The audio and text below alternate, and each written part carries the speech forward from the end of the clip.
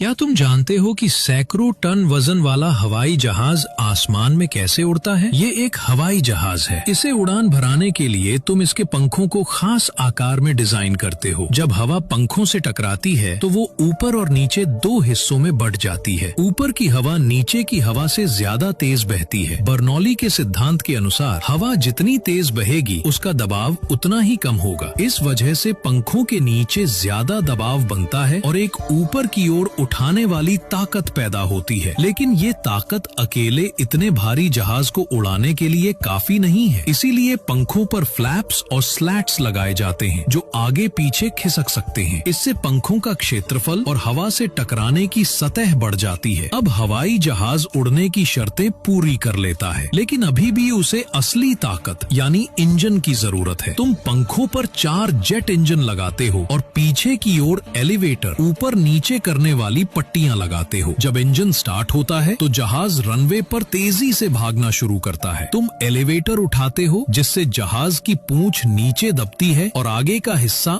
ऊपर उठ जाता है। इस समय पंखों के स्लैट्स और फ्लैप्स खुल जाते हैं जिससे और ज्यादा लिफ्ट पैदा होती है। इसी ताकत के बल पर हवाई जहाज उड़ान भर लेता है और ऊंचाई पर चढ़ते हुए बादलों के ऊपर पहुंच जाता है। लेकिन सवाल है, हवाई जहाज हवा में मोड़ता कैसे है? इसके लिए पीछे की तरफ एक रडर दिशा बदलने वाली पट्टी होता है। रडर को घुमाकर जहाज मोड़ा जा सकता है, लेकिन ऐसा करने से अचानक झटका लगता है और यात्रियों को बहुत असुविधा होती है। इसीलिए तुम पंखों पर लगे एलरॉन छोटे छोटे हिलने वाले हिस्से को इस्तेमाल करते हो। जब दोनों पंख अलग अलग कोण पर झुकते हैं तो दोनों तरफ अलग अलग लिफ्ट पैदा होती है। इससे जहाज धीरे और संतुलित तरीके से मुड़ता है। रडर और एलरॉन दोनों मिलकर जहाज को स्मूथ मोड़ने में मदद करते हैं। अब जब तुम मंजिल पर पहुंचते हो तो इंजन की ताकत कम कर देते हो। जहाज धीरे धीरे नीचे आने लगता है। इस समय फ्लैप्स, स्लैट्स और एलिवेटर को संभालकर गति और कोण नियंत्रित किया जाता है। फिर लैंडिंग गियर पहिए खोले जाते हैं और जहाज रनवे पर धीरे से उतर जाता है। और बधाई हो, इस वीडियो से तुमने एक बड़ा यात्री हवाई जहाज चलाना सीख लिया।